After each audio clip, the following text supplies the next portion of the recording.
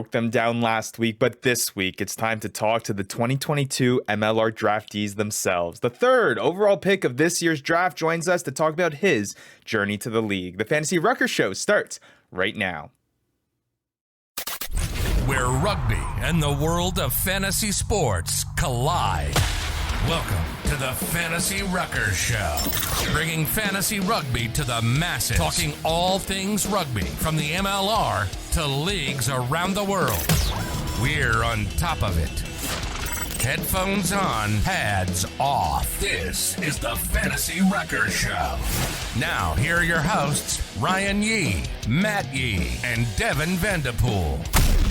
What's up, everybody? This is episode number 33 of the Fantasy Ruckers Show. Thanks so much to our Fantasy Ruckers League members, our community members, and everyone else tagging along on this journey of trying to make fantasy rugby a reality in the MLR. With you, as always, I'm Ryan Yee. Matt Yee is here with me today.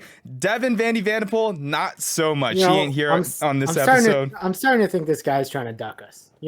This guy's trying to slowly work his way out.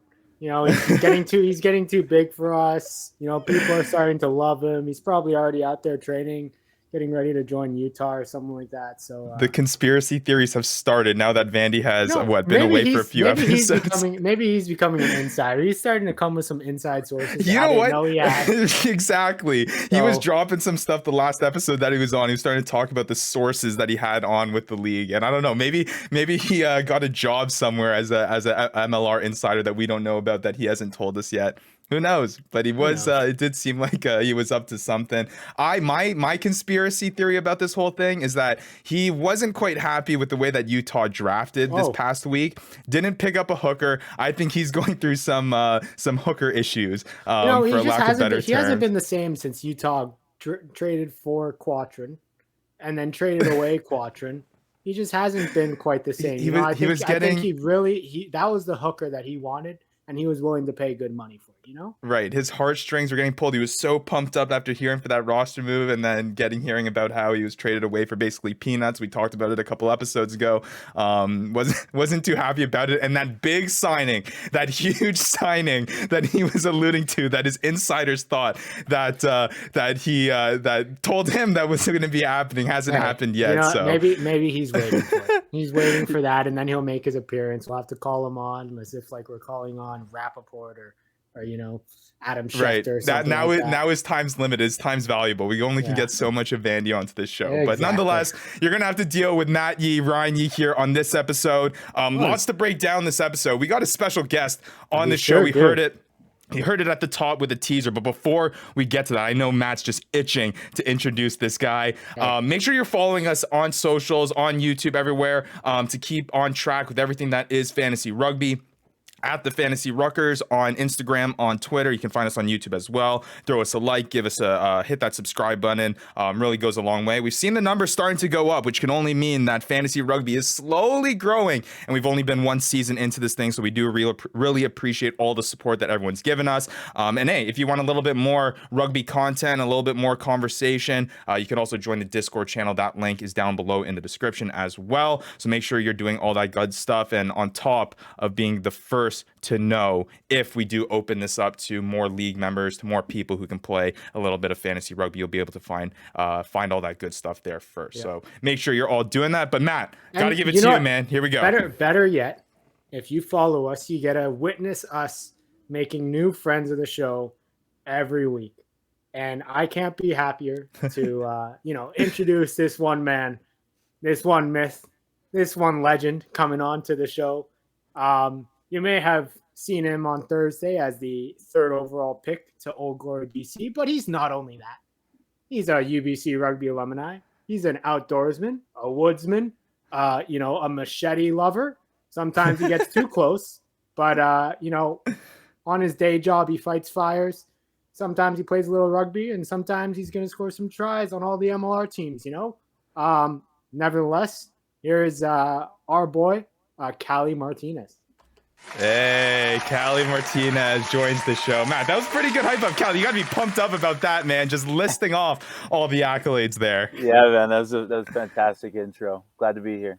Yeah, glad that you could join us. Really appreciate you taking the time. I feel like you guys haven't spoken with each other for a long time. You're a lot of catching up to do. So Matt, why don't you get right into it, dude? Hey, it's been a hot minute. I mean, ever since I retired, it looks like Cali has moved on to some bigger and better things. Still killing it for UBC Rugby. Now he's going to kill it for Old Glory DC. But yeah, man, how's life? How's the West Coast? Are you excited to kind of start figuring out your way over to Washington, over to DC? Yeah, man. I mean, everything's all kosher back here on the west side of the nation. Getting to be hot weather, but when I head over to DC in January, I'm going to be prepared for some East Coast chilly snow and slush. So, but I am excited though. Yeah, there's no forest fires to fight over there in DC, so you'll be missing out on that. But you'll have rugby at least. Right. There we go. But yeah, let's take it from the top, Cali, man, because I feel like there's a lot of unanswered questions that people have for some of these 2022 MLR draftees. A whole bunch of stuff that we were asking this past week, a bunch of questions that we had in our post-draft show that we're talking about. So we're going to try to lean on you here to try to get some of those answers and try to figure out how this whole thing operated, what it was like, what the whole experience was like. I mean, the MLR is making moves, man. It seems to be growing at a pretty quick rate, and now you get to be a part of that. It's pretty exciting stuff. So let's just talk about the top, Cali. Let's just talk about leading up to the draft, kind of your expectations. What was your whole thing about it? What was the submitting your name to make yourself eligible? Kind of talk us through that process leading up to that date of the 2022 MLR draft. Yeah, for sure. So right after graduation in May, I was lined up with an agent. His name's Duncan James from BSMI Sports Management. He's a total beauty. So he hooked me up there, and he just sort of helped me with the process of applying for the draft and what I'd need to do for that. One of the main things was submitting a game film, which I'm not a super tech savvy fella. So I had another dude that I met down in Utah put it together for me. So that was pretty helpful. And once that had gone through, the draft date came closer, and the phone just started blowing up, and there was FaceTime calls and chit chat on the phone and text messaging, and all the teams were kind of reaching out. And for me, in my case, I'm also an American citizen, so that definitely made me a desirable pick to head down to that league. And 2 days prior, one of the fellas, Aaron Castro from the league, from the MLR corporate company, called me and said he wanted to fly me down as one of the top 3 draft picks to Austin, Texas, to be there in person, which was pretty wicked. So, and that was all. Yeah. That's what I was trying to figure out. I was telling Ryan, I was like, okay, so how did Cali know that he was going to be one of the top few picks? Did they fly him down there? Did he choose to go down? Did they invite everybody? Or like, basically next year, should we be looking to what draft guys are getting on flights down to where the draft is, and basically that'll tell us who the top 5 is? But when did you figure out that you're going to be drafted pretty high in this draft? I only knew there was sort of chit chat the weeks coming up to it that I was probably going to be in the top 10, but not for sure. And then about 4 days prior, that guy had called me, Aaron Castro had called me and said that I was probably going to be in the top 10 and to be on standby on the following Monday to fly down on Wednesday to Texas. So I just had my schedule clear, and then he called me on Monday, and then I was off Wednesday evening from Vancouver. Oh my goodness. I wonder how that conversation works. Like, does corporate get fed like insider information? It's like, hey, like this Cali guy, we're starting to hear his name a little bit more, bump him up to that top 3 spot. I don't know. That's pretty interesting, because that was a question that I had too, because I'm not sure if you're aware, Cali, a bunch of mock drafts that we were going around before leading up to the draft. We had Guys Rugby Morning, who's one of our league members, who also hopped on the show last Friday as part of our post-draft show. So if you missed that, make sure you go check that out. He had a mock draft down. The boys over at College Rugby Wrap Up had a mock draft down.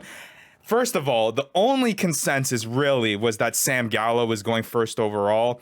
After that, it was a crapshoot with who was going where. I'm not even sure, man, that there was even your name that was on there. It definitely not in the top three, but not even in the first round in some of these mock drafts. So it was pretty interesting. I think that led to Matt's question. I mean, like, dude, we didn't even see Cali's name anywhere. How does the MLR know to ship him down to Austin to make sure he was there? I'm gonna be honest. I didn't even see your name in the and I might have missed it, but I didn't even see your name in the MLR prospects page.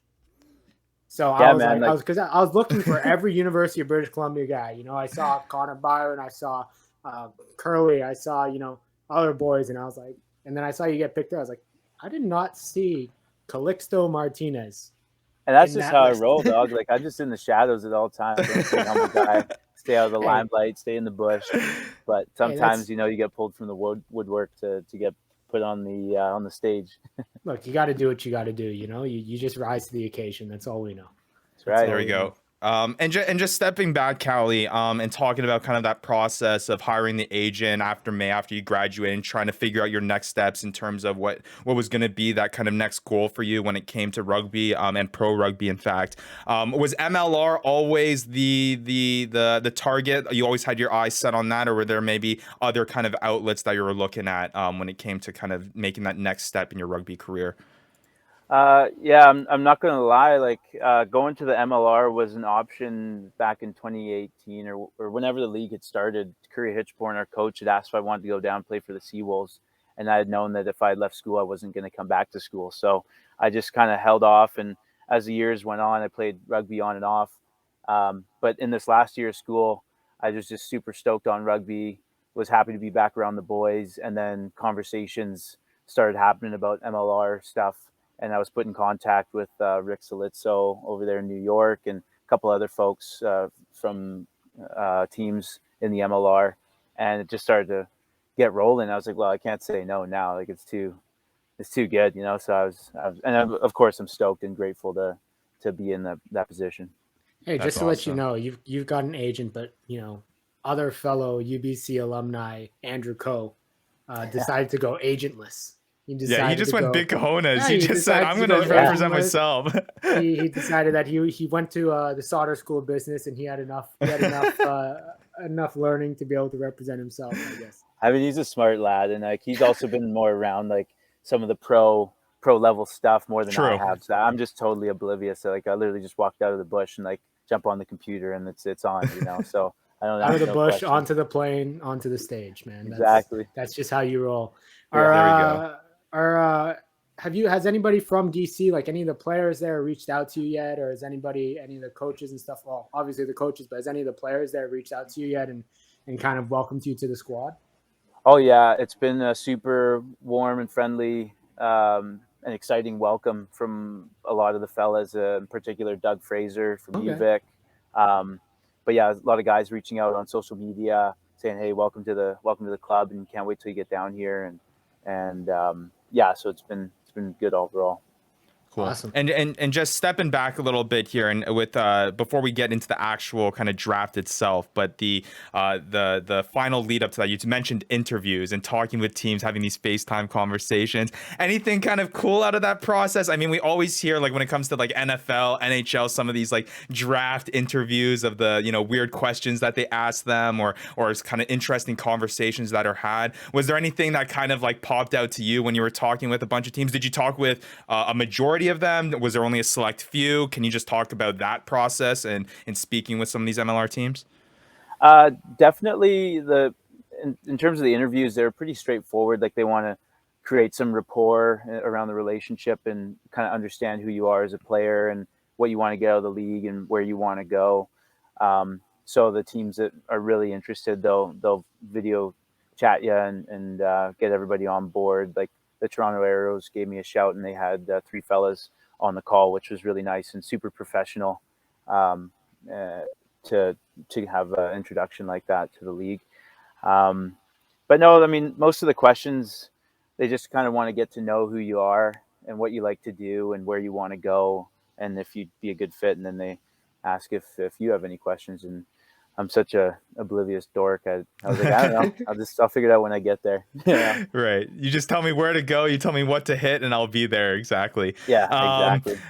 When you were speaking, I'm assuming you spoke with Old Glory in one of those conversations. Was there a special connection? Did you feel something a little bit more there? Did you have inklings that they were going to pick you at that number 3 spot after getting off the phone with them?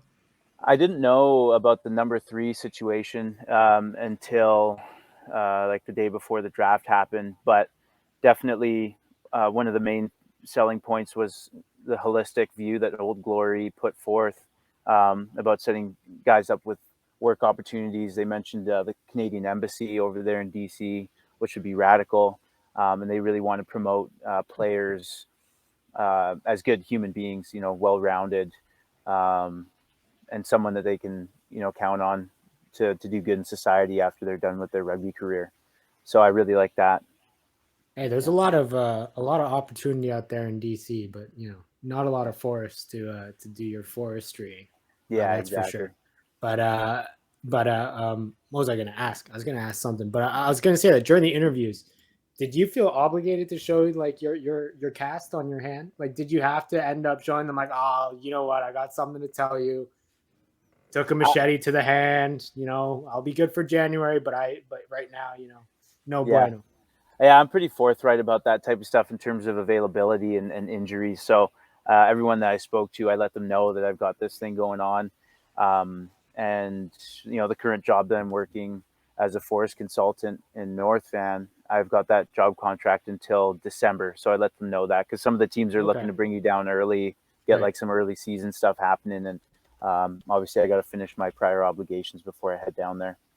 For sure. Have they talked to you at all about where they see you in their depth chart, or where they see you in their lineup, or is it really just no talk about that yet until you get down there for preseason? Well, I think closer when we get to the date.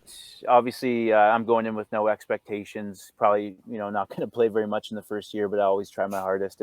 But we haven't had too much chit chat going on since the draft happened. I've got a FaceTime with them and some of the new recruits this coming Friday in the morning, and I think they're going to give us a briefing of the next couple months leading into training camp in January. So I'll sort of figure it out then. But yeah, I mean, I wouldn't expect to get too much crazy game time as a rookie.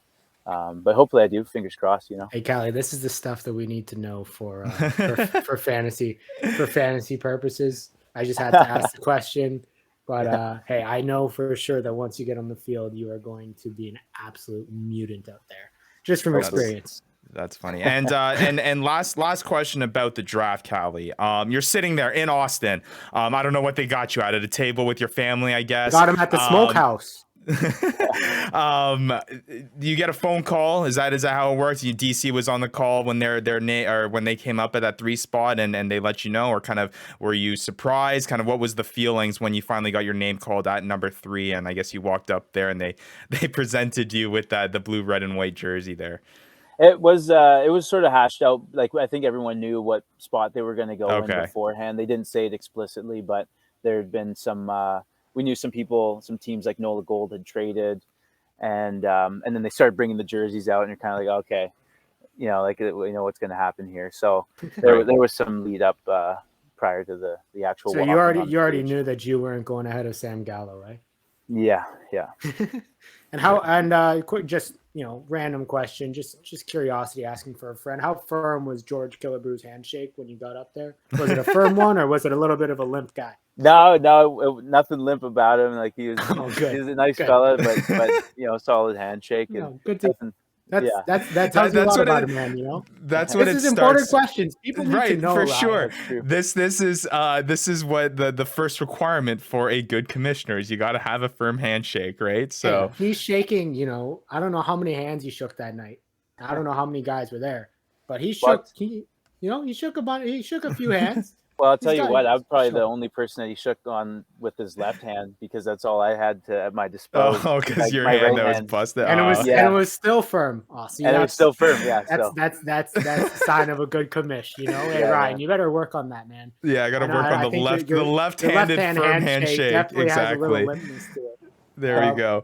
But moving on, sorry, Ryan, just moving on Yeah. from the draft, since we brought him up, since you brought Sam Gallo up, I think you had a chance to play him in the boot game against Cal. What was it like playing against him, and do you see why there's so much kind of? And hold on, just about Cali, before you answer that, Matt, just explain to viewers and listeners who may not be aware of the game what game that actually is.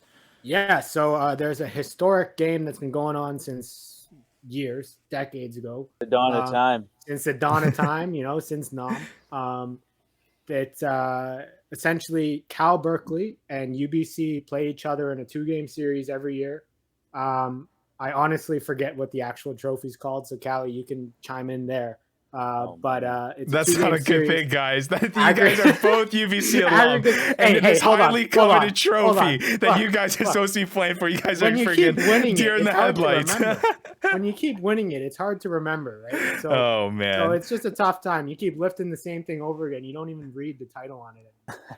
Not that I only got to. I mean, I didn't even get to lift it once, but Cali did. But yeah, it's a historic game. Cal Berkeley plays UBC. UBC goes down to Cal for one game, and then Cal comes up to UBC for the second game, and it's an aggregate score.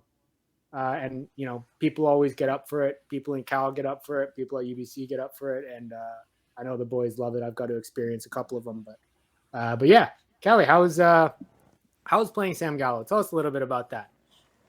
Well, from what I can remember, he's just a big old body that can move and he can hit. And, good in contact. I think he'd be a great addition to the league because that's exactly what you want. Like he's athletic, he's nimble, and but I can't say I remember having too many run-ins with him on the pitch, but what he's saying is that Cali should have been picked first overall. That's what he's saying. That's what I'm hearing. But interesting. So let's talk about some of those UBC days and kind of your playing there. Matt obviously knows a great deal about that program. 2 guys in the top 5, man. No one expected it. And MLR draft night, we're sitting there. Maddie's texting me. He's like, dude, like look at these guys go. My alma mater's producing all the big time players here when it comes to the MLR draft. How exciting was it for you to kind of see a fellow Thunderbird in Owen getting drafted, kind of with you up there in the top 5, going to the Toronto Arrows? Got to be exciting for the UBC Thunderbirds. Matt, I'll even let you hop in on this because it's probably pumped as a former player too. There. Let's let Cali talk on this. I'm too far removed at this point. Well, obviously you feel really proud every time you're repping the Thunderbirds anywhere you go, and see something like that made me feel good, and I can't wait to join the other fellow Canadians and Thunderbirds coming up into the league in years in the future, and the ones that are already there, and playing against folks that I've had games against in the past, like at UVic and whatnot. So, but mainly just proud, grateful, happy, all the emotions. Yeah. Are there certain guys that you've kind of marked down in your head that you're excited to go play against, or that you're excited to go see? Guys that, like you mentioned, have played in the past or played against in the past. Are there certain guys that are like, you know what, I can't wait to see X next player out and out in that? Boschko, maybe, Yeah, man.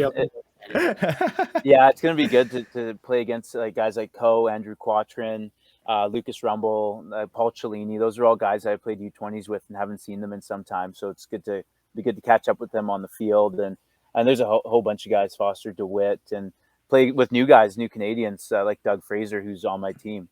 And hopefully get the chance to play against guys like Ma'ananu, down there in San Diego. That'd be nuts, right? So yeah, maybe you can Bosch Ma'ananu. What do you think? Yeah, maybe. That'd be pretty good, eh? Put that on the bucket list. That wouldn't be. You know what, Matt? We'll throw that in as an exclusive fantasy point for Cali. We'll say if he Bosches Ma'ananu this year, guy who owns him automatically gets 20 points. I think that's a pretty good rule to Bosch him, and then at the same time go as he runs away. And And Cali, you're talking about guys that got to meet really iconic players. I think that's the best way to put it. You talk about I mean, that guy's sitting over there in Rugby New York. You got guys like Nahe Miller, Scudder, like Saki Naholu, joining the Rugby New York team, and he's just down there soaking all that, I guess, rugby knowledge in, which could only be helpful, I guess, to your guys' development for newer guys in the league. So it is exciting for you guys to be kind of excited about that.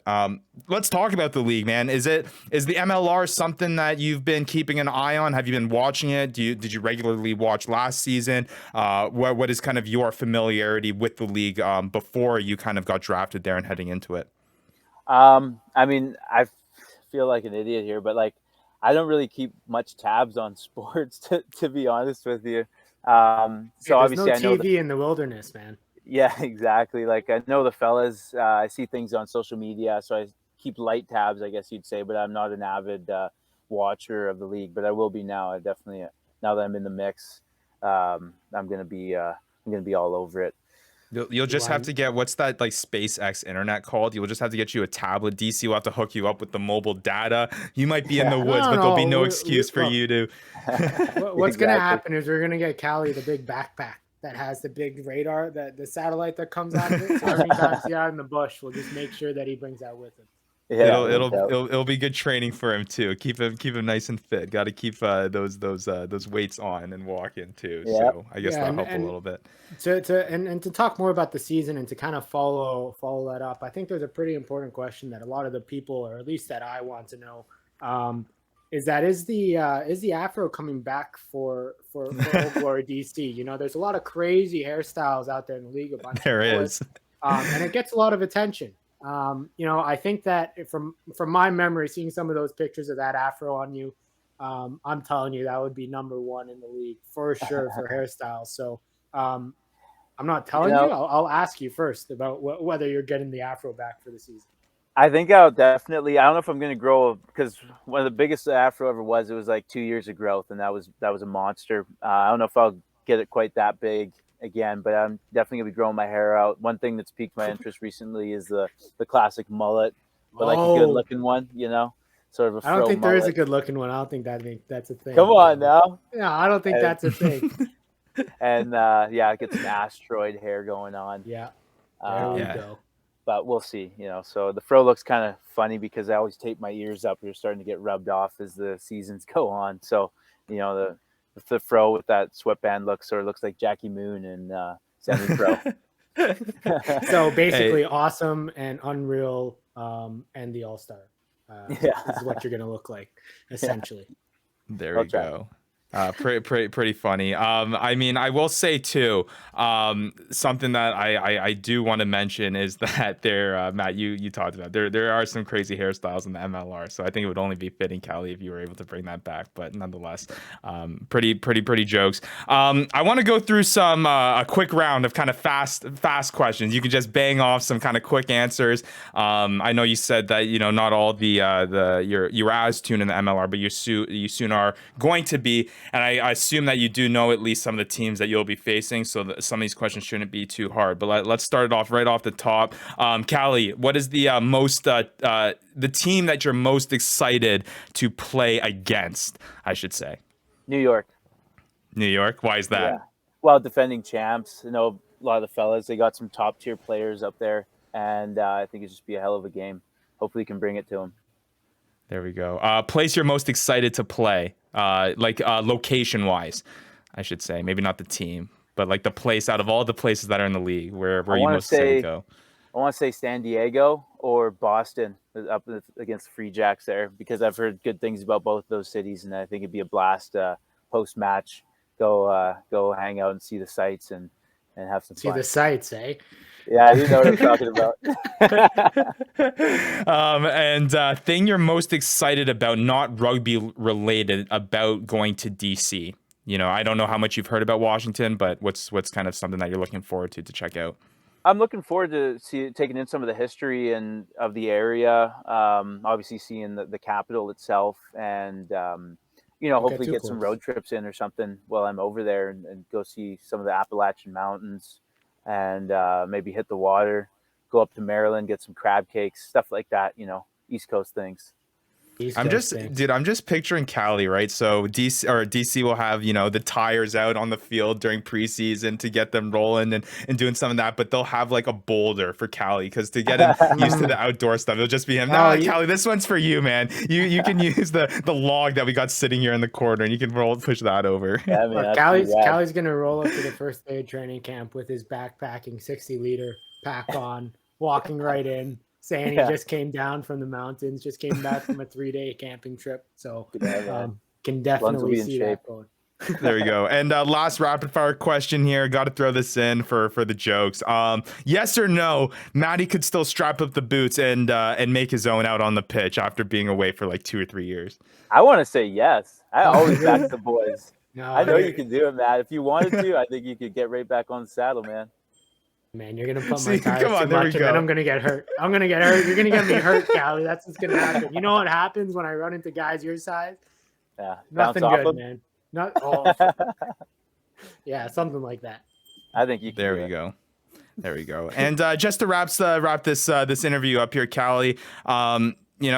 Anything you're just most excited for? Any kind of lasting kind of thoughts about, joining the MLR and kind of this whole journey that's ahead of you? I guess this is officially the start of your professional rugby career, man. So it's pretty exciting stuff. So kind of just your kind of thoughts on the whole process and kind of what the outlook is for you, man, in the next year or couple years. You should be a common name here, being a third overall pick now in the league. Yeah, I'm going to try not to let that go to my head too much. I'm pretty excited to join that pro community down there, make a lot of new friends, see the country on someone else's dime, and maybe, going into the MLR leads into something like Pro 2 in France or playing in Scotland or something like that, and just continuing the journey on and see it right through to the finish. So, and obviously playing hopefully for country at some point at the national men's level. So, yeah, I'm an open guy, and I'm always stoked for new experiences and meeting new people, and it's going to be good all around. And I mean, Cali, you're seeing all these guys, using the MLR as a stepping stone. You're seeing a whole bunch of dudes moving on overseas and signing overseas contracts. That's got to be exciting for you when you talk about, making those next steps. You can see that there is a pathway for you to kind of make that leap into the next level of your rugby career. Yeah, absolutely. I've had several guys tell me, they're like, Cali, you could go play Pro 2 in France like tomorrow. And I'm like, I don't know. I don't usually back myself that hard, but if things go well in the league, it'd be definitely something I'm looking to do and create some contacts and take opportunities as they come along. Hey, Cali, just like how you back the boys, we also back the boys on this show. And we're backing you to keep it going. We'll be following you, man. Whether or not you're in the MLR or you do end up making that leap overseas, man, we'll be the first to back you and support you, man, because it is super exciting stuff. Super exciting to see a fellow UBC alum in Matt heading over to the MLR and having a connection there. It's really, really, really cool to see. Before we let you go here, Cali, we do a thing every single show. We got a segment called Ask TFR Show, where we get viewers, listeners to submit questions on Twitter, on social media, on the Discord, to ask us questions about fantasy rugby, or in this case, when we're so blessed with the opportunity to have the third overall pick on the Fantasy Ruckers show, to not let it get to your head anymore. We had to ask the Afro. We had to let the viewers know that, hey, we're gonna have some of these draftees on our show. So what are some of the questions that you want us to ask them? So one of our league members, actually Rugby Morning, submitted a question, so we're gonna ask him there, and it's more of a fun question here. If Maddie had 10 attempts to tackle you in an open field practice right now, how many times would he be able to take you down? His guess is 1 or less. Is that something that you agree with? It depends if I turn the Jets down. Then let him tackle me or not. Look, even if Cali does turn the Jets on, it's definitely more than 10. Okay, I cannot. Look, I've had enough experience going against Cali in practice.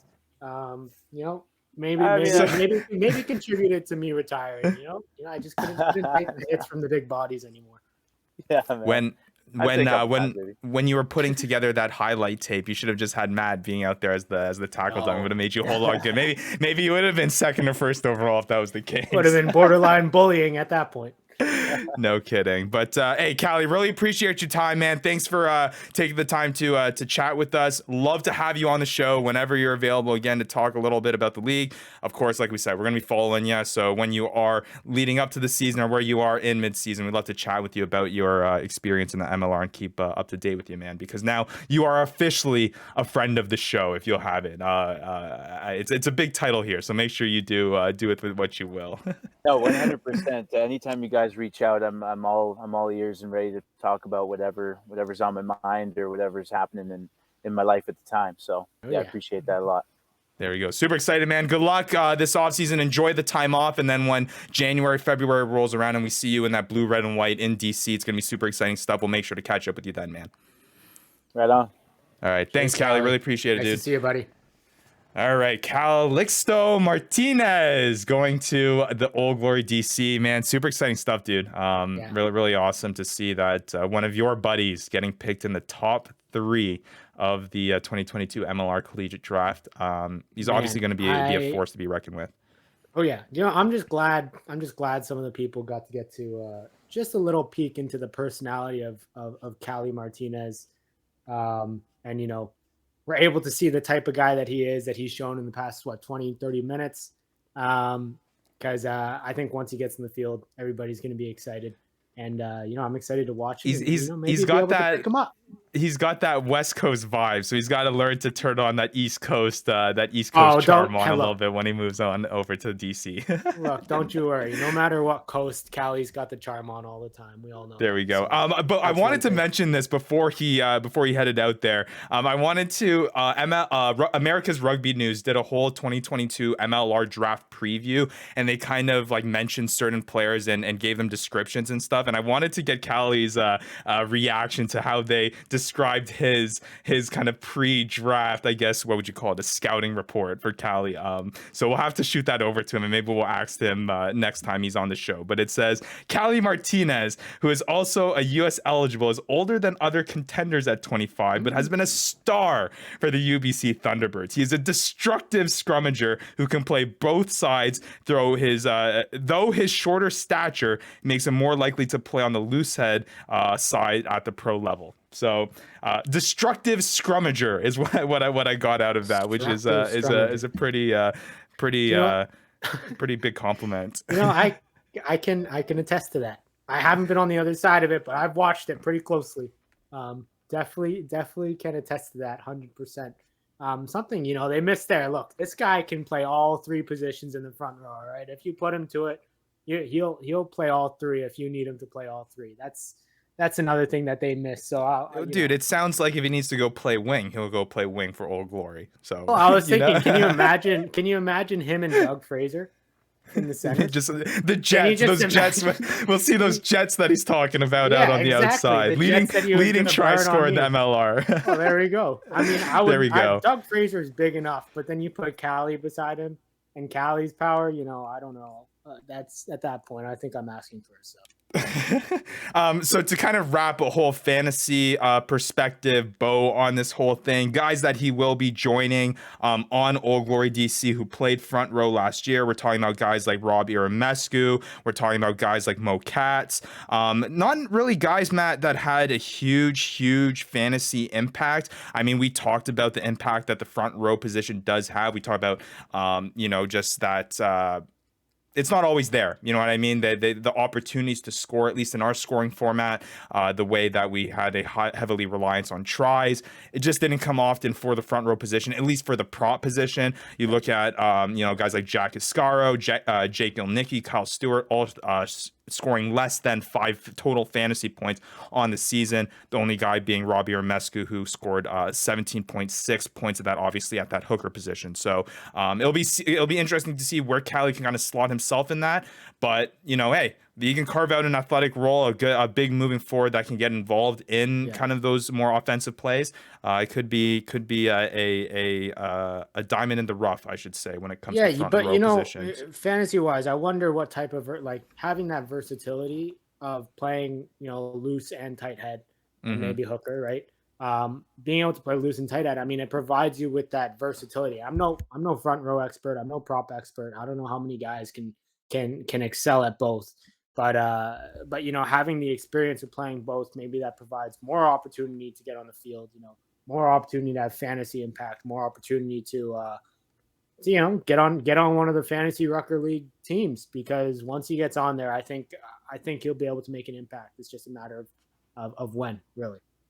And talk about the team that he is moving to. Old Glory DC, I mean, they're a talented team. Yeah. I don't think their standings, the way that they finish in the MLR year, was necessarily reflective on the skill level that they have on that team. So at least from a fantasy perspective, I think there are points to be had here, and I think Cali can be one of those guys and be one of those outliers in the front row position. Like you said, maybe that eligibility on playing both sides will help him out on that. Maybe get that a higher likelihood of finishing the full 70 to 80 minutes to get that bonus point, and hey, squeaking a try here and there. You're talking about a front row guy that you'd love to have on your team if you can produce that with the stats that we currently have. And I keep alluding to that because we're going to break down in just a second here the additional stats that we did tease last week that we could be adding that could change the whole game, and guys like Calixto Martinez may have an even bigger fantasy impact, but we're going to break that down a little bit shortly. But quickly here to wrap things up, Old Glory DC finishing 3-13 on the year. Cali will join them to hopefully turn things around and make more of a statement there in the east with teams like the New England Free Jacks and Rugby New York. And it is cool to see that he's excited to play the defending champs. They're not backing down from a fight. He's going right for the top dog there, and he wants to make a statement coming into the league right away. That's how you got to do it. That's the attitude you got to have. That's the attitude that a third overall pick would have, wouldn't it? That's true. You know, you would expect no less. A firm handshake and a whole lot of confidence. A firm left handshake and a whole lot of confidence. You know, that's the type of skill that honestly I could have saw going at number one. But hey, it is what it is. You know. That's all it takes. So yeah, make sure you're watching out for Calixto Martinez out on the pitch when it comes this new 2023 season. He's going to be making forces for Old Glory DC. Wasn't picked third overall for no reason. We're gonna keep on saying it's going to get to his head, but it's okay. We're gonna let it pump him up because we want to see the very best Cali when he hits the pitch next season. I'm starting to think we should just keep saying it every episode, because at some point it'll outgrow their head and get into the Afro, and the Afro. And then it leaks over to the fantasy points, and then there you go. To the fantasy points, and then guys are missing tackles on him because his hair is just that spectacular. So you just it just leads to more and more. Yeah, leads to more and more just greatness. That's all that I can say. All right. Well, thanks to Cali again for joining the show. Really loved having him on, getting insight. It was cool to hear kind of the process and answering your question about how he knew to show up in Austin, knowing that he was a top. It's hilarious because we're going through all the mock drafts and his name's nowhere to be found, now.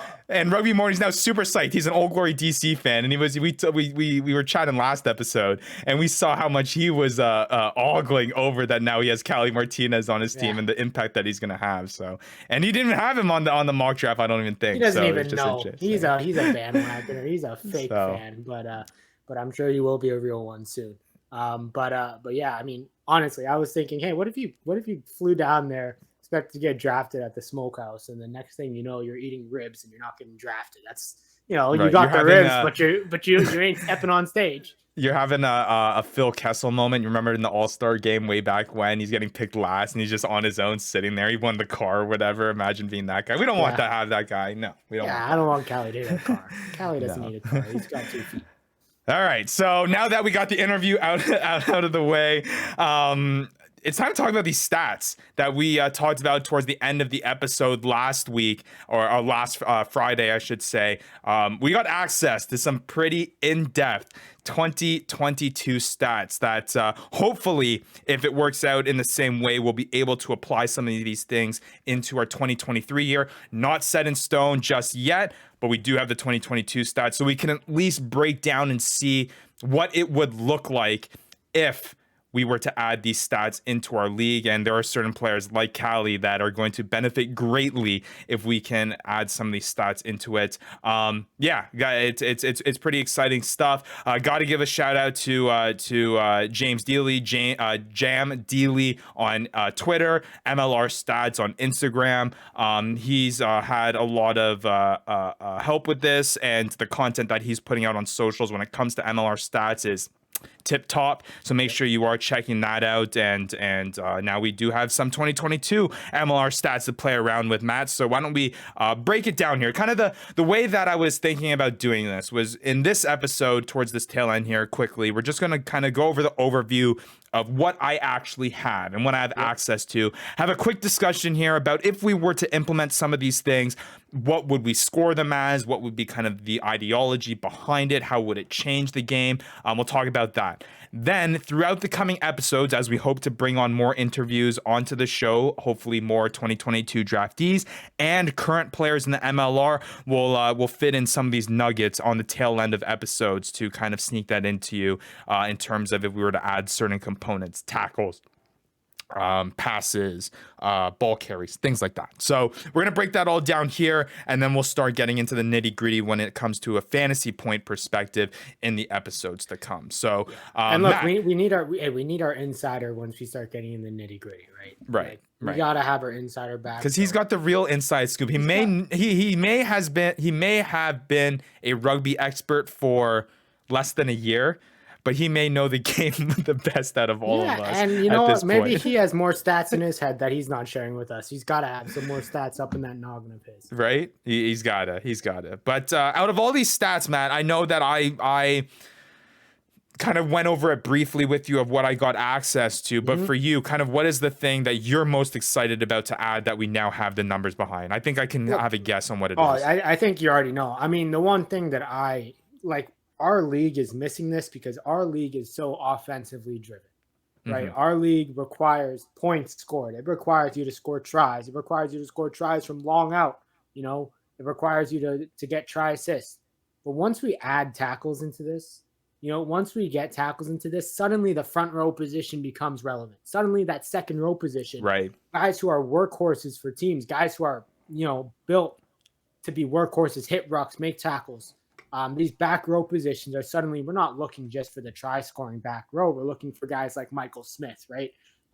Guys who are leading the league in tackles, even though they're only scoring one try, and that one try comes off of a little bit of a spoof kick, right? So yeah, I mean, the tackles for me, I think is just an absolute game changer. It provides a completely new element. It provides a new way to draft because it changes the entire league. You add carry meters, you're still going to look for the guys that are explosive on offense, but you add tackles. This guy doesn't even need to touch the ball, but he can make 15 tackles a game, and you're getting, however you score it, you can get, 7.5 points or something like that, right? So I think tackles is a game changer. I think if we can get that for the upcoming season, it would be something special and really change everything for us. Right. And I mean, that's the goal at the end of the day too, is just to make the whole so at the end of the day, what fantasy rugby does for a viewer and for a fan is really just enhance and integrate yourself into that viewing experience, and just has you more engaged into the product that's on the TV screen.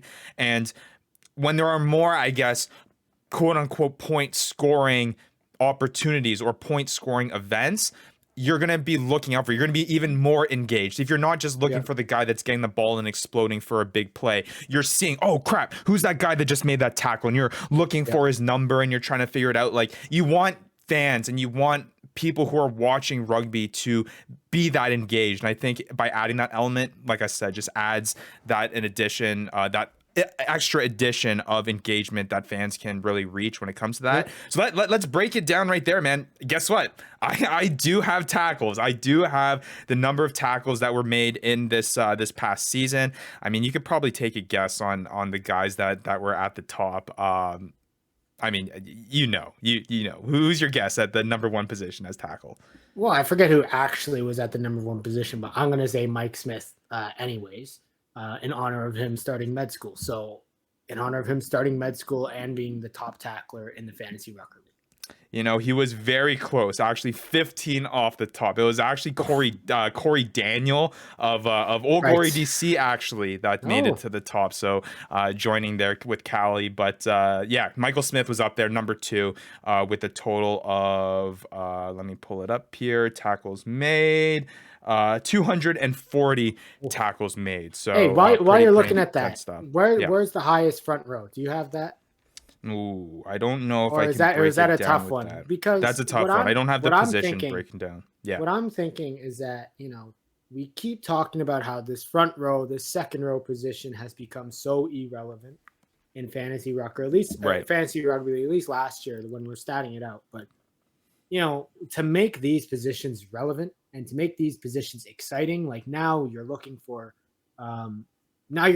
front row. Now all these front rows on the waiver wire are suddenly guys that, you know, you want to pick up. You know, it's not just the wingers. It's not just the centers. It's not just the back rows. It's not just the 10s.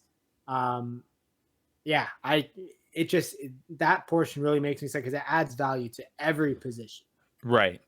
And I mean, you're right. Like front row positions are going to be hitting a lot more. Back row positions are going to be hitting a lot more than, I mean, we saw the point scoring ability of the backs, you know, when it came to back 3 positions, when it came to fly out positions, when you add in the kicking. That balance is definitely going to be somewhat more achieved when you add tackling in. But since we're on the topic of those tackling and the scoring and all that, for you, what would you score it as if you could, now that the possibilities there to include tackles, what are you scoring them as in your head right now? It's hard to say off the top, but off your front of mind, what do you think? Yeah, I mean, look, the way that I look at it is that you look at guys overseas like Richie Gray, you know, guys who have made these incredible games of making, you know, 20 plus tackles in a game. And you kind of think about what that looks like. If somebody makes 20 plus tackles in a game, that should be scored accordingly as something that is a game breaker, right? You should be getting a big reward for having that guy that is able to hit, you know, make 20 tackles in a single game and be that involved, right? So, I mean, 1 point for each tackle, that's a bit excessive, right? Like there's not many tries, even guys that score, you know, you have to score 4 tries in order to get that amount. You know, I was thinking maybe half a point. So somebody gets 20 tackles, you get 10 points. And we know that 10 points in this league, is a game changer. You know, 10 points in this league can change. 10 points is essentially, you know, 2 tries, right? Or a really a 50-meter try, right? So to me, that seems to make the most sense. I think 0.1 is a bit too small. You know, 0.1 is maybe something for carry meters, but when it comes to tackles, I think 0.5 for me is kind of that perfect sweet spot. Yeah, and to put things into perspective, when you look at Corey Daniel, who is leading the league at 255 total tackles made, you divide that by the total games that he appeared in 15. He was averaging around 17 tackles per match. So in your scoring setting, you have tackles in as 0.5. You know, you're scoring what roughly there, 8.5 points, right? But think about it. Think about that. I mean, this guy is getting 17 tackles a match. You are guaranteed 8.5 points a game, right? Like you're guaranteed 8.5 points a week. Like that was something that me on my team, on my last place team, I would kill for. I would want to guarantee 8.5 points because with my kicker, you know, I'm making it over 10 every week, and that's something that I'm celebrating. You know, I celebrated getting over 10 like for 5 weeks last week. True. So I'm just, you know, it makes those guys, you know, Corey Daniel's a guy that, you know, I think was a waiver wire guy. I think I picked him up a couple times, but suddenly, you know, he becomes a staple, you know, a guy that is going off the board early. Mike Smith going off the board early. And I think it also, the other thing that I want to bring up is it adds an element of now you're not just picking the guys that are on good teams. You know, we're going to see a higher spread. We're going to see guys from Dallas Jackals because simply, potentially, I mean, based on Andrew Coe's prediction, they're going to be, you know, a whole different team this year. But, you know, if it's the same, or you look at teams like Old Glory DC, guys who are playing defense quite a bit, you know, do you take that risk of going, hey, they're going to be on defense quite a bit. I'm going to assume that this guy's going to have to make a lot of tackles today. Based on opportunity, the same way you look at try opportunity, tackle opportunity, the more you play defense, the more chance you're going to have to make a tackle. Now, the question then lends itself because guess what, Maddie? I also have access because we're so in depth now. Oh, no. Don't to tell me you miss have missed that. tackles. Oh, no. So if I have those stats, you're rewarding the guys for making tackles.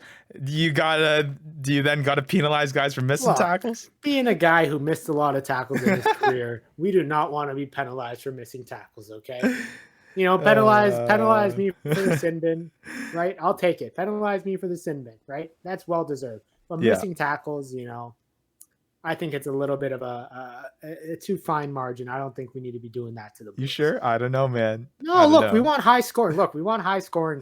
You and your firm handshake wants a high scoring league. Fair enough. Fair enough. You don't want to be taking away points unless, you know, you really have to. Gotcha. All right. Well, tackles, that would definitely, I couldn't agree with you more, Matt. If we could add that element to our match, I think I too think that is probably the biggest game changer because I mean, we watch a whole bunch of other sports and a lot of other sports has a very obviously big emphasis on scoring. A lot of sports, you know, the biggest highlights come from scoring highlights, right? But I think what makes rugby so unique is that there's a big emphasis on the whole defensive side of things too, and to integrate that into the fantasy game as we try to reflect the same product that's on the field in fantasy rugby and in fantasy MLR. I think a big part of that is introducing the tackles element into that. So it'll be interesting to see. To see. I was just gonna say, imagine getting a back row that, or even guys like Dean Muir, or like a front row hooker that is making 10 tackles a game. That's 5 points, and then you're scoring a try a game. Well, I think of guys like Lucas Rumble, right? Guys that would just thrive in that, I just workhorse dudes. And a guy that we're hoping to have on next week's show, Owen Rudden, who is drafted in the top 5 to the Toronto Arrows. He fits that mold too. Just a workhorse guy that's going to go all around the pitch, that's going to be hitting those breakdowns, that's going to be that guy setting that post, setting that A gap thing, and making those hits. And if we can introduce tackles, those are going to be the guys that you're going to want in your squad. This is getting a little bit into kind of the strategy kind of things, but you do also need to keep in mind. This is when you get the numbers in front of us. You're talking to the guy that was looking at numbers all season long. You know what I mean? And you giving me more numbers? I got more stuff to do now in the off season. You're giving them more stats. Somebody's got to contain this. Okay, somebody's got to do it. Yeah, I need time to work on that firm left handshake, guys. Like, you can't keep feeding me numbers. You can't. The longer he keeps his hand on that mouse, the looser it's gonna get. But yeah, it'll be interesting to see strategy wise. Obviously, if your tackles are graded at 0.5, the threshold, you'll have really consistent games, right? The guys that'll be able to tackle, they'll sit in that 5 to 8 point threshold. But if they ain't guys that are scoring big time tries, they're not going to break that 15 point, 20 point threshold that we knew was pretty rare when we broke down the consistency rankings a couple weeks ago. So it'll be interesting gauging those kind of factors. And who do you rely on? If there is tackling, do you rely on high tacklers or you rely on high scorers? What's going to win you championships? What's going to get your name on the jersey right here that's behind me and join John's name? So that'll be interesting. And all those breakdowns will come in future episodes. We're going to really go into the tackles here. We're going to figure out how to score it and maybe the overarching initial strategy that really appears to us. To wrap up the show here and to do the rest of the stats portion here, Matt, I'm just going to list off of other things that I have available to me, and you just think in your head out of the things that I list if that would be something interesting or something that you would like to see in fantasy rugby. So I'll go off the top. We got ball carries. We know the amount of times that a guy touches the ball. I don't know. For me, that'd be something similar to kind of rewarding a running back for just getting the ball in a handoff. I don't think that you need to really. Yeah, it's a cheap point. I'm not really sure that really needs to be rewarded in any way. Offloads. Same thing. I think if it's an offload that leads to a try and we keep that try assist thing going, I think that's where it really matters. But again, offloads, especially if you're not penalizing for some of the crappy offloads that we've definitely seen, especially in the MLR, I think that doesn't have any place for it. This one's an interesting one. Meters run versus meters gained. In our past league, all we tracked was the scoring meters, so the number of meters that was run by the player who scored the try. Those were the points that we counted. But hey, we can start rewarding guys who maybe made that 80-meter break and got tackled at the 5-meter line and offloaded it. If we can start rewarding that, guys, that might be something interesting as well. Kind of initial thoughts on that? Yeah, no, I'm definitely into that. I think there's definitely guys, I forget who it was, but Roberts Tanana, I think. Yep, Renata Roberts Tanana. Yep. Was one of the leading carry meter guys. So, rewarding those guys with 0.1 for every meter gain, kind of the same thing. And again, for that one, you carry 100 meters plus in a game, you're getting 10 plus points if my math is right. That's definitely something that should be rewarded. And I'm assuming only meters gained that you would want to count, not total meters run, right? Like you would. No, not. I don't care about how many meters run they have. I need to know how much meters they break the gain line. And just to break things down, the top player in the league, Billy Meeks, with almost 1,900 meters, ran this past season, followed up by Duncan Matthews, JP Duplessis, Luru Milan, Ed Fido, and then Renata Roberts Tanana. Those were your top 6 that were your meters run. And again, I'm pretty sure graphics are out there on at MLR Stats on Instagram and at Jamsey Lee on Twitter. He has all those breakdowns, so make sure you are checking out that page because he'll have a way better breakdown of all these stats on those social pages. So those were the top runners there. Going down the list here, defenders beaten. Maybe that's something that we can add in there. That'd be interesting. Maybe like a +1 bonus if you beat a defender. Again, getting into the nitty gritty. Nothing outside of maybe the meters gain. Nothing has really hit that importance of adding tackles yet, from what I can say. Yeah, I mean, honestly, when I'm looking at those ones, I'm still just think that what we're missing is tackles and meters gain. Because I think we're pretty solid on the offensive stuff that we have. You know what I mean? It's starting to integrate that defensive side of things. So that's interesting. Yeah, I mean the two things, right? Like tackles, defensive side, meters gain rewards those who don't end up scoring tries, but are still putting in a lot of offensive production. Yes, they won't get the 5 points, but hey, like you still get rewarded for making a break of 50 meters and then, setting up a good platform for the next phase. So I think that's another thing that we're missing along with the defense. And then just additional things here. Again, I think this falls into that kind of offensive category that, it'd be nice to have it, but not necessarily a priority. Successful passes kind of fits that kind of offloads kind of mold. But some interesting stuff now as I get into more of the defensive stuff. One that I think would be very, very interesting to add would be the number of turnover balls won. I think that would be a really, really good element. I think there are a lot of players in the league that excel at forcing the turnover and getting to breakdowns first and getting their hands on the ball. I think there are a lot of guys that could really take advantage of that. And if you got guys that are able to do that and kind of, fill that niche, I think that complements the defensive side of things. And I think you can reward that even more than just a tackle. You're talking about a 2 or 3 point bonus, maybe not that high, maybe 1.5. And some guys I think could thrive in that. What are your thoughts on that? Well, I think how we align our stats, and I just came up with this brilliant kind of ideology, is that the stats that we choose, we want it to align with what people are looking for in a great MLR player, right? Like you said, I think earlier when that first 15 MLR came out, like we want our top players to be the top players that are in that first 15. And, coaches look for guys that are great in turnover, great at the breakdown. They look for guys who are workhorses and make tackles. Look for guys that score tries. They want guys to avoid guys that go to the sin bin. They want guys who can break the line and make big gains and give you that go forward ball.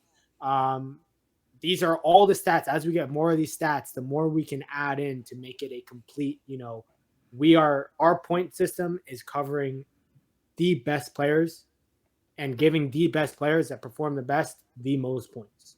Right. It's all about kind of merging those two things, getting those things as close as possible together, because if we can match that closer, you're right. The viewing experience is going to mirror that as well. Talk about some guys that were at the top of the league in terms of turnover balls won. You're talking about guys like I said, Lucas Rumble, Danny Barrett, Lance Williams, JP Duplessis, Brendan O'Connor, guys that you weren't really looking at from a fantasy perspective outside of some. I know JP Duplessis was up there. Lucas Rummel did find himself on starting lineups every once in a while, but I think there was just a stretch there where he scored a couple tries in back-to-back weeks and things like that. But when you see some of those names, that's also a reassuring thing that you're going to start reintroducing guys that may not have had value in our fantasy world last season, but because we've introduced a brand new stat, they are going to incorporate and utilize that new stat line that they'll be able to take advantage of and make an impact in fantasy, which again only adds to the element, only adds to watching that. You're watching the breakdown now, you're saying, oh, is that Lucas Rummel that's got his hands on the, oh, we won a penalty, you know what I mean? And you're trying to mirror that thing that you're talking about, man. Just being pumped up for a good rugby play is the same as being pumped up for a good fantasy rugby play, and we're rewarding the players that are able to do that. So I think outside of that, that's pretty much the last thing that I got. A quick kind of thing that popped up, and this is not so much more in the stats here, but is to start rewarding accurate kickers, or maybe rewarding where that kick is being taken, value a kick that's being taken on the sideline versus a kick that's 5 meters to the left of the post, trying to incorporate that in, so you're really rewarding the value of a kick that, or in a conversion that's right in front, or a free kick that's right in front is not the same. Who's suggesting this? Somebody trying to make you get the protractor out while you're watching games? Right, I'm like putting it up to the screen. That's you gotta do some Pythagorean theorem. Yeah, some trigonometry there. Quick trigonometry, even to make my life that much more enjoyable on my weekends, to add that to the whole mix would be fantastic. Exactly. Look, but you're pretty good at finding. But I mean, it's a good point though. Maybe not the actual distance, but the success rate of some of these kickers. I don't know. But just something in addition to some of these stats in. But hey, Matty, pretty exciting stuff, dude. I mean, the fact that we do have these numbers here in front of us, and we can kind of now tangibly turn that into fantasy relevant stats. It's going to be a fun offseason now, man, now that we actually have it, and we're going to break it all down. It seems like this offseason just keeps getting better, right? Right? We got the stats. It's one of the we're getting guests on. We got draft players on. We got some MLR players, already current MLR players lined up. This Fantasy Ruckers show, we're having a pretty good offseason for ourselves. Right? Not doing too bad. Yeah, the Utah Warriors might not be having a great offseason, but the Fantasy Ruckers, we're having a good offseason. Sorry. Yeah, great. Yeah, good way to put that. And when their number one fan isn't here on the show to protect them. So, but hopefully we're gonna have him back soon. Hopefully next week he'll be joining us. Like I said, we hope to have hopefully Owen Rudden on our show next week, hopefully to talk to him about his whole draft experience. Once again, thank you to Calixto Martinez for hopping on the show, for talking about his experience. Got some really, really cool insight there. And again, we are going to be breaking down all these numbers. We're going to turn them into fantasy stats. We're going to readjust the fantasy standings and the fantasy rankings to see what it all means. Would Matthew's team have done better? That'd be actually interesting, Matt. I should go back. I'm not even going to do the standings, but I should do the entire season and see how it played out. Ryan. What? You could win, man. Ryan, who knows? Your second roast could have come through. Ryan, I don't need more of a reason to realize that my team sucked, okay? I don't know, man. Johan Mumsen and Corey Daniel. We're having a good off season. We're getting in the groove. We don't need to bring back last place, okay? Let's move forward. Let's move on. Well, you'll think about it. How do you think about it? All right, I'll think about it. But in the meantime, you people better come back next week, because I've got even more stories to tell about Owen Rudden, aka Curly. Better come back, because look, it's going to be a good one. Yeah, it's going to be a good one. So, yeah, hopefully you stay in tune and make sure you watch out for that episode. Hopefully he'll be there. We'll get that interview up, and make sure you send us your questions that you want us to ask him using the hashtag AskTFRShow. And we'll Rugby Morning, send the same question. I'll answer it. You know what? Owen will answer it again, all right? You think more or less for Owen? Well, more than 10. Okay. Owen's kind of even scarier. That guy gave me a concussion when I was in U12. Oh man, that's a story we'll have to unpack next week. Well, unreal teaser. Well, for Devin Vandy Vanderpool, Matt Yee, I'm Ryan Yee. Make sure you tune in next week to find the latest on fantasy rugby and continuing following the journey of making it a reality in the MLR. Y'all come back now, you hear? You've been listening to the Fantasy Ruckers Show, bringing fantasy rugby to the masses, covering everything rugby from the MLR and beyond. We hope you enjoyed the show. Make sure to like, rate, and review, and be sure to tell all your friends. We'll be back soon, but in the meantime, connect with us on social media at the Fantasy Ruckers. Till next time, this is the Fantasy Ruckers Show, signing off.